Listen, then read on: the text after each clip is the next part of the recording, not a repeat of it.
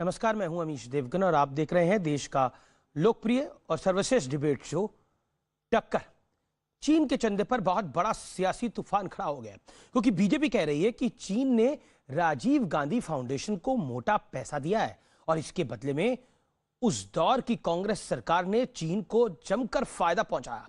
यह आज की सबसे बड़ी सियासी खबर है क्योंकि बीजेपी के कुछ नेता तो यहां तक कह रहे हैं कि यह पैसा घूस के तौर पर दिया गया था, तो दूसरी तरफ कांग्रेस कह रही है कि यह सब चीन पर नाकामी छुपाने का नतीजा है और इसीलिए इसको पॉलिटिकल चाल बता रही है। आज इसी मुद्दे पर होगी जोरदार टक्कर। दो ताकतवर प्रवक्ता आज आमने सामने होंगे, सुप्रिया श्रीणते और गौरव भाटिया।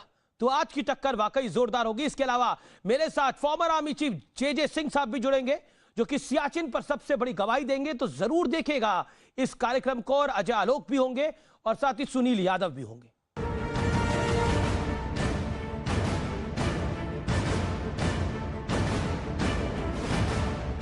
आज आर पार में उस मुद्दे पर बहस होगी जिसे लेकर कांग्रेस और बीजेपी के बीच सबसे बड़ा सियासी टकराव तय है, क्योंकि बीजेपी का आरोप है कि चीन और गांधी परिवार के बीच सीधा रिश्ता है।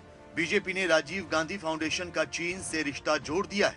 बीजेपी का सीधा आरोप है कि चीन ने राजीव गांधी फाउंडेशन को चंदा दिया, बदले में कांग्रेस की सरकारों ने चीन को फायदा पहुंचाने वाली नीति बनाई। राजीव गांधी फाउंडेशन बनाया गया। ये राजीव गांधी फाउंडेशन का पार्टनर ऑर्गेनाइजेशंस एंड डोनर्स की सूची है 2005-6 की, और यहां पर embassy of the People's Republic of China. Why, क्या जरूरत पड़ी थी?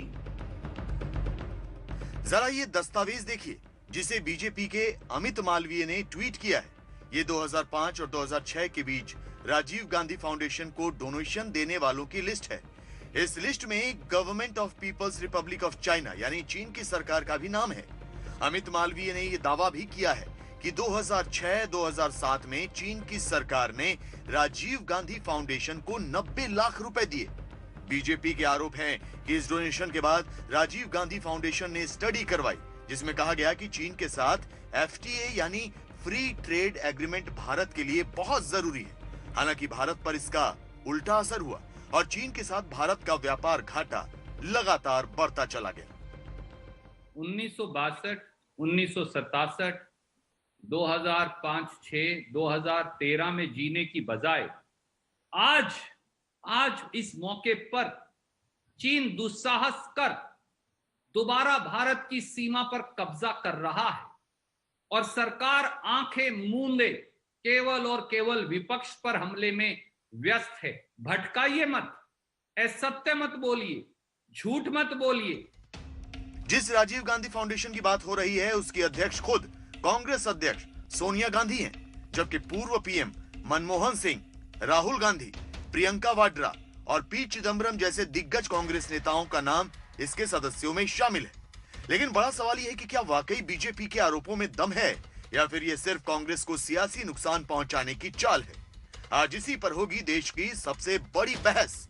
सियासत का खेल, चीन से किसका तालमेल। तो इस समय की सबसे बड़ी खबर, जेपी नड्डा का कांग्रेस पर बहुत बड़ा हमला। कांग्रेस और चीन का गुपचुप रिश्ता है। राजीव गांधी फाउंडेशन के चंदे वाले मामले पर जेपी नड्डा का यह बड़ा बयान है। इस समय की सबसे बड़ी खबर है ये पैसा किस बात के लिए लिया गया, जवाब दे कांग्रेस पर बरसे बीजेपी के राष्ट्रीय अध्यक्ष जगत प्रकाश नड्डा। इस समय की सबसे बड़ी ब्रेकिंग स्टोरी सीएनबीसी आवाज पर टक्कर में। अब मेरे साथ बात करने के लिए कई मेहमान जुड़ रहे हैं। मेरे साथ इस चर्चा में ब्रेकिंग स्टोरी इस समय की मेरे साथ गौरव भाटिया है भारतीय जनता पार्टी से। मेरे साथ इस चर्चा में जो कि बीजेपी के प्रवक्ता हैं, राष्ट्रीय प्रवक्ता है, सीनियर एडवोकेट हैं, मेरे साथ सुप्रिया श्रीणते जुड़ रही है, कांग्रेस पार्टी की प्रवक्ता है, उनका भी अभिनंदन है। सुनील यादव जी मेरे साथ हैं, समाजवादी पार्टी के वरिष्ठ नेता, उनका भी स्वागत है। मेरे साथ अजय आलोक है, जेडीयू के वरिष्ठ नेता, उनका भी अभिनंदन है। मैं आप तमाम लोगों का स्वागत करता हूं। मेरे साथ जे सिंह भी जुड़ेंगे लेकिन मैं उनका रुख करूंगा। लेकिन सबसे पहले सुप्रिया श्रीणते, जेपी नड्डा का ऑल आउट अटैक कांग्रेस के ऊपर, your first reaction to this. Supriya. My first reaction is, तू इधर उधर की बात ना कर, ये बता कि काफिला क्यों लुटा। मुझे रहजनों से गिला नहीं, तेरी रहबरी पर सवाल है। आज सरकार और भाजपा के जिस अध्यक्ष का आपने वर्णन किया है जेपी नड्डा जी, एक बार भी खुलकर अभी तक किसी ने यह नहीं बताया है कि जो सैटेलाइट इमेजेस से आज हर न्यूज़पेपर की जो लीड है, आपने कहा था यह खबर होश फाख्ता कर देगी, होश फाख्ता तो यह खबर कर रही है कि आज देश ने सुबह उठकर जो मंजर देखा है सैटेलाइट इमेजेस से कि जिस गलवान वैली में हमारे 20 सैनिक शहीद हो गए, जहां 85 सैनिक गंभीर रूप से घायल हुए, जहां पर 10 हमारे सैनिकों को अगवा करके बाद में छोड़ा गया, उस पेट्रोलिंग पॉइंट 14 पर चाइना ने दोबारा से कब्जा कर लिया है और अपने बंकर्स और अच्छी खासी टेंट की संख्या में घुसकर कब्जा कर लिया उस पेट्रोलिंग पॉइंट 14 पर। दूसरा, आप ये बात कह रही है, ये खबर कल ही हमारे न्यूज चैनल ने दिखाई थी, लेकिन आज की लेटेस्ट डेवलपमेंट है, सुप्रिया हियर मी आउट, आज की लेटेस्ट डेवलपमेंट है कि वो 1.5 किलोमीटर पीछे है, जो हमारे पास जानकारी आई है। लेकिन इस समय ये बताइए, क्या ये पैसे लिए गए थे 90 लाख रुपए राजीव गांधी फाउंडेशन द्वारा 2006 में? अमीश देवगन जी, ये जानकारी आपके पास आई है, ये जानकारी सरकार ने आधिकारिक और औपचारिक तौर से कहीं पर नहीं दी है। There is no statement from the government of Nadda कह रहे हैं, Amit on Malviya finger BJP 4 के to आईटी finger सेल के व्यक्ति हैं, इतने रिस्पॉन्सिबल आदमी है, वो ट्वीट कर रहे हैं। रविशंकर प्रसाद लॉ मिनिस्टर ने प्रेस कॉन्फ्रेंस कर दी, उन्होंने बोला कांग्रेस पार्टी को घूस मिली। अमीश देवगन, एक तो शब्दों का चयन बिल्कुल इज्जत से करिएगा तो मैं इज्जत से डिबेट करूंगी। आप अमित मालवीय को रिस्पॉन्सिबल आदमी मानते हैं, मैं उनको फेक न्यूज का सरगना मानती हूँ। आप मानती होंगी, मैं तो आपको भी रिस्पॉन्सिबल मानता हूँ। आप एक पार्टी की प्रवक्ता है, मैं तो आपको भी रिस्पॉन्सिबल मानता हूं।